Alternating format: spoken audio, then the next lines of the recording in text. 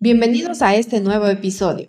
Hoy tendremos el honor de contar con la participación del ingeniero Juan Borja, decano de la Facultad de Ciencias Agrícolas de la Universidad Central del Ecuador.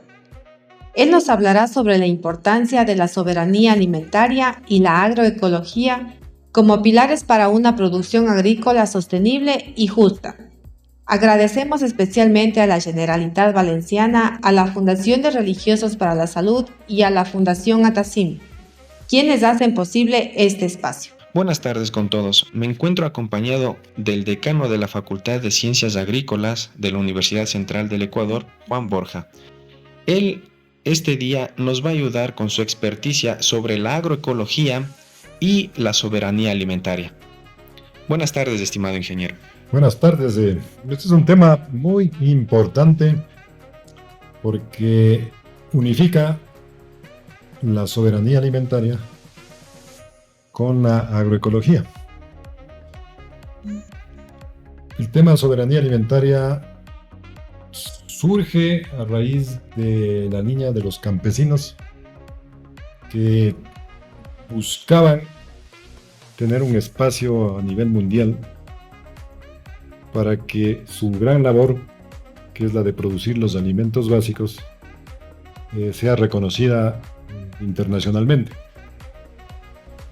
Generalmente la gente confunde entre lo que es soberanía alimentaria y seguridad alimentaria. Palabras que suenan igual, pero no son lo mismo.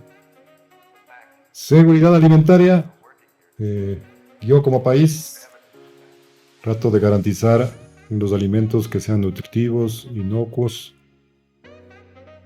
pero no importa de dónde vienen los alimentos. ¿Qué quiere decir esto? Que yo puedo importar alimentos. Está bien, no es nada mal. Pero la soberanía alimentaria es un término más profundo. Soberanía, ¿qué quiere decir? Tratar de importar menos. Y lo que se busca es que en el propio país se garantice la producción de la alimentación de la población.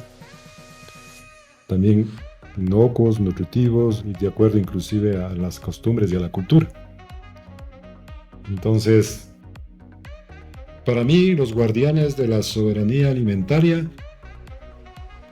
son los agricultores campesinos pequeños y medianos. Porque si usted analiza el contexto de producción agrícola, el casi 70% de la leche, que es fuente de proteína, lo producen los pequeños y medianos productores lecheros. Si hablamos acá en la Sierra de la Papa, también el 60-70% están en manos de los pequeños y medianos productores paperos. Y así podemos seguir hablando. Bueno, vamos a la costa y tenemos el arroz. 70% del arroz, pequeños y medianos productores arroceros. Inclusive los productos de exportación, que son los postres, que ya no serían para mí soberanía alimentaria, sino que estarían relacionadas con la producción de postres que abastecen otros mercados del mundo. Estos productos son generados por la agricultura familiar campesina, pequeña y mediana. Entonces, para mí, los guardianes de la soberanía alimentaria son los agricultores pequeños y medianos, y debería haber una especial atención del Ministerio de Agricultura a través de las políticas para fomentar su producción, a través de créditos, de asistencia técnica, etcétera, etcétera, etcétera. Pero luego tenemos el otro término, agroecología. Bueno, la Revolución Verde por los años 50 fue un hecho histórico para la agricultura, porque a través de la mecanización agrícola, el motor en el campo, que es el tractor, las semillas híbridas, es decir, el mejoramiento genético, el avance del mejoramiento de la genética, de la fitotecnia, y más la utilización de los químicos, agroquímicos, tanto fertilizantes para nutrir a las plantas, como de los plaguicidas. Hubo una elevación de la productividad del trabajo humano en relación a la producción de los alimentos y materias primas que vienen del campo. Pero posteriormente fueron llegando los efectos del abuso de los agroquímicos, ¿no? Entonces, ¿qué? Contaminación de los ríos, contaminación del ambiente, del suelo, residualidad. eh, en el caso de las personas que trabajan en el campo, de algunas empresas que inclusive son empresas que trabajan bajo cultivo en invernaderos y se aplica plaguicidas, los efectos tóxicos que generan, ¿no? Efectos teratogénicos, carcinogénicos, mutagénicos, muchos de ellos ya comprobados. Es por eso que una gran cantidad de esos plaguicidas de franja roja ya inclusive han sido prohibidos en el mercado. Entonces, como es lógico, debía haber una alternativa. Y la alternativa es buscar una agricultura que sea mucho más amigable con el medio ambiente y con la salud humana, porque eso me olvidaba hace un momento, el gran impacto sobre la salud humana, ¿no es cierto? Pero también, por ejemplo, sobre los insectos benéficos, sobre las abejas polinizadoras, etcétera, etcétera. Entonces, se tenía que ir pues, en búsqueda de una agricultura más amigable con el ambiente. Pero no solo que sea más amigable con el ambiente, ¿no? Sino que esa agricultura sea sustentable o sostenible económicamente. Porque yo puedo tener un lindo cultivo, pero si es que no me da réditos económicos, dejo de cultivarlo. Entonces, ese es otro elemento importantísimo dentro de la agricultura amigable, dentro de la agroecología, que debe ser económicamente sostenible. Y la otra es que debe tratar de buscar y generar justicia social, debe ser socialmente justa, ¿sí? Creo que esos son los tres pilares fundamentales en los que se sustenta la agricultura ecológica. Y si hablamos de que la agricultura ecológica trata de preservar el ambiente y es más viable inclusive en superficies más pequeñas, y estamos hablando que la agricultura familiar campesina se realiza en pequeñas y medianas superficies, existe un acople perfecto entre lo que sería la agroecología más la agricultura familiar campesina, y me parece que por allá va el mundo, ¿no? Porque las propias empresas transnacionales, que son las que elaboran las moléculas de agroquímicos, también se han dado cuenta de que por ahí es el camino de la agricultura en el mundo, y también están desarrollando ya tecnologías relacionadas con la producción de microorganismos benéficos, de ciertos productos que ayudan a la generación de fitoalexinas que son las defensas de la planta ante agentes bióticos o abióticos. Entonces, un tema muy bonito, algo muy importante y que es algo hacia donde el mundo se va dirigiendo. Pero usted cree, estimado ingeniero, que la agroecología tenga esa potencialidad de poder abastecer los alimentos necesarios para las poblaciones, porque bien es cierto, y es un tema muy importante el que usted tomó, de decir que pequeñas y medianas áreas de producción son las que proveen de los alimentos. Entonces, a miras de futuro, ¿usted cree que la agroecología va a poder suplir con todos esos alimentos o no? Mire, en el Ecuador hay como 840.000 unidades productivas agropecuarias, de las cuales siquiera 600.000 están entre 1 y 5 hectáreas. Entonces, ¿qué implica eso? De que son superficies donde tranquilamente se puede utilizar tecnología relacionada con la agroecología. Porque, bueno, si yo me voy a las superficies más grandes, que son un pequeño número de UPAs, porque la concentración de la tierra en el Ecuador no es equilibrada, no es equitativa. Hay muchas UPAs que son pequeñas y pocas UPAs que son muy grandes. Es más complicado que en una finca de 1500 hectáreas usted pueda aplicar los principios de la agroecología, porque generalmente estas van ligadas a la producción empresarial y se basan en la economía de escala y en el monocultivo. Mientras que en las propiedades campesinas, que también es uno de los principios fundamentales de lo que es la agroecología, es la biodiversidad. Entonces, ya de por sí la agricultura campesina ya practica lo que es la biodiversidad. Entonces, ¿qué es lo que tiene el pequeño campesino que tiene 3 hectáreas, ¿no? Tiene su vaca lechera, tiene ahí sus pastos pequeños solo para la vaca lechera, pero por ahí tiene también el maíz, y por ahí tiene el frijol que enreda en el maíz, y por aquí tiene las gallinas de libre pastoreo, y por aquí tiene también la papa. Entonces, y lo primero que se preocupa es para abastecer a su familia, y el excedente es lo que hace que envíe al mercado. Entonces, esa racionalidad campesina que muchas veces no es comprendida desde el lado de la agricultura industrial, es la que le permite la supervivencia. Y con eso lo que hace el campesino es primero proteger la alimentación de su familia, pero también al tener una producción diversa puede sortear los fenómenos del mercado cuando bajan los precios. Porque bueno, si el precio de la papa está malo y si tiene maíz, se compensa con la producción de maíz. Cosa que no tiene la gran empresa que practica agricultura a escala. Entonces la gran empresa que practica agricultura a gran escala es más difícil que haga agroecología. Porque tendrá que deberá tener, por ejemplo, la ley, una gran maquinaria agrícola que pueda trabajar las extensiones grandes. Deberá tener una gran cantidad de aplicación de insumos, de fertilizantes y de plaguicidas, porque a través del monocultivo las plagas se especializan y es más difícil controlar las plagas. Y necesariamente tendrá que utilizar semillas a lo mejor genéticamente modificadas o híbridas, aunque en el país está prohibido los transgénicos, porque eso le va a dar una mayor productividad en base al paquete de la Revolución Verde.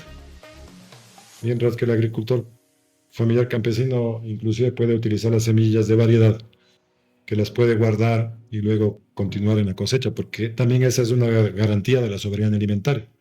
Si el agricultor tiene su propia semilla, reproduce su propia semilla, lo que no puede hacer con las semillas híbridas y con las semillas transgénicas, está garantizando de que la semilla depende de él. Pero si él compra semillas híbridas y compra semillas transgénicas en otros países donde es permitido, ya él no tiene el poder sobre la reproducción de las plantas. Y eso también es soberanía alimentaria y eso también es agroecología. Muy interesante este tema. Entonces, creemos que la agroecología en conjunto sí pudiese abastecer inclusive mercados internacionales. Claro, sí puede abastecer, es que es lógico. Lo que pasa es que también la tecnología hay que darla al campesino, porque imagínense, en los años 50 llegó la revolución verde, estamos ya como en 70 años, donde las empresas transnacionales, las que producen los insumos de la revolución verde, están metidas en el campo haciendo extensión, haciendo transferencia de tecnología. Esa fue una política inclusive de las propias empresas transnacionales para poder vender sus productos. Entonces se generaron los INIAS y se especializó a los países en ciertos cultivos para que a través del paquete se pueda vender. Por ejemplo, en el Asia se especializaron en el arroz. Y los institutos de investigaciones del Asia se dedicaron a mejorar el arroz, pero con el paquete de la tecnología y con el monocultivo. Y si nosotros hablamos aquí de Latinoamérica, por ejemplo, si hablamos nosotros de la sierra, es la papa, ¿no es cierto? Pero ligada al paquete tecnológico de la Revolución Verde. Entonces, este es un proceso de transición porque se requiere que la propia académica comience a desarrollar procesos tecnológicos ligados más a lo que es la agroecología, pero como yo digo, inclusive las propias empresas transnacionales se han dado cuenta de que hay que apostarle también a productos más sanos, a microorganismos benéficos, a hongos, a bacterias, al BT, al Bacillus thuringiensis, a Trichoderma, etcétera. Ellos están produciendo Pero inclusive esos productos se están utilizando ya en monocultivos. Pero el principio de la agricultura agroecológica no es el monocultivo, el principio de la agricultura agroecológica es la biodiversidad. Y por eso digo que eso se adapta más a la agricultura campesina que a la agricultura empresarial, ¿sí? Es decir, la agricultura empresarial puede cumplir su papel en el país. No soy opuesto a la agricultura empresarial, no cuestiono la agricultura empresarial, solo digo que es diferente que la agricultura familiar campesina. Y los paquetes de la Revolución Verde se adaptan mucho mejor a eso. Y por lo tanto, ellos, por ejemplo, se dedican a generar los productos de exportación, las flores, colaboran con la economía del país porque nos dan divisas, ¿sí? O generan los productos para las empresas agroindustriales, palma africana, etcétera, etcétera. Y la agricultura campesina, que se liga con el tema que es la soberanía alimentaria, es la que produce los alimentos básicos. Entonces, sí necesita un mayor apoyo desde las políticas del Estado, porque generalmente las políticas del Estado, los propios créditos, van dirigidos a la empresarial y no a la campesina. Bueno, como pregunta final, ¿usted cree que el Ecuador va en rumbo a la soberanía alimentaria o no? Una pregunta bien difícil, ¿no? La Constitución contempla la soberanía alimentaria. Entonces, ese es un paso muy importante. Pero si es que desde el Estado no se generan políticas que apuntalen a los pequeños y medianos agricultores a través de créditos, a través de asistencia técnica, es difícil que el Ecuador se enrumbe hacia la soberanía alimentaria. Es más, está en riesgo la soberanía alimentaria. Porque, por ejemplo, el asunto de que tienen pequeñas superficies y viene el problema de la herencia. Y si yo tenía 2 hectáreas y tengo 4 hijos, después cada hijo tendrá 5.000 metros cuadrados. Y ya practicar agricultura en 5.000 metros cuadrados como que ya no es sustentable.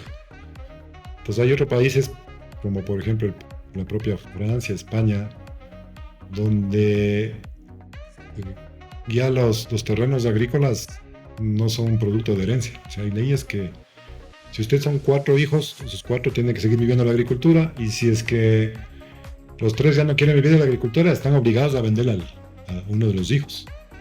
Entonces no se puede retasear. Y me parece que eso, por ejemplo, está faltando en el Ecuador. Está faltando políticas de integración. Porque se puede decir, bueno, vamos a una reforma agraria, pero ahorita ya lo que tenemos es un retaseamiento de las UPAs que surgieron como producto de la reforma agraria en el 64, en el 72. Y lo que se requiere es que esas pequeñas parcelas mejor se vayan integrando.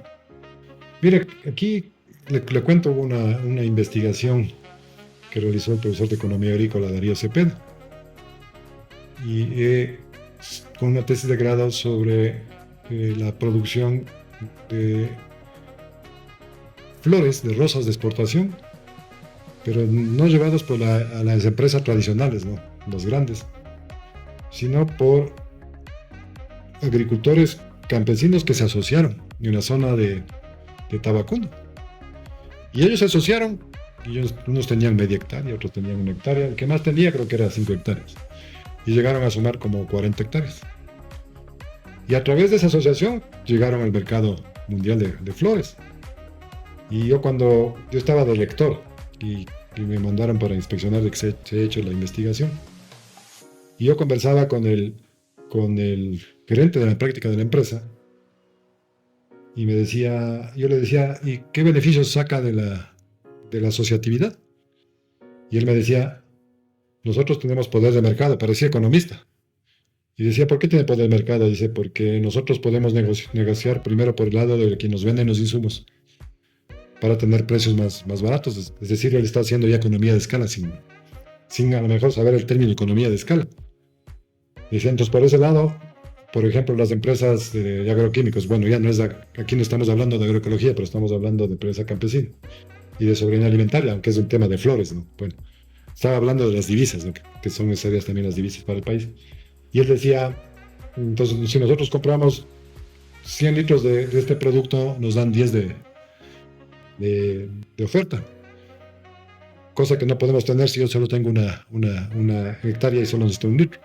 entendía el asunto del poder del mercado. Y decía, por el otro lado, nosotros hacemos volumen, y con volumen nosotros podemos negociar mejor en el mercado, porque los que nos compran las rosas necesitan volumen.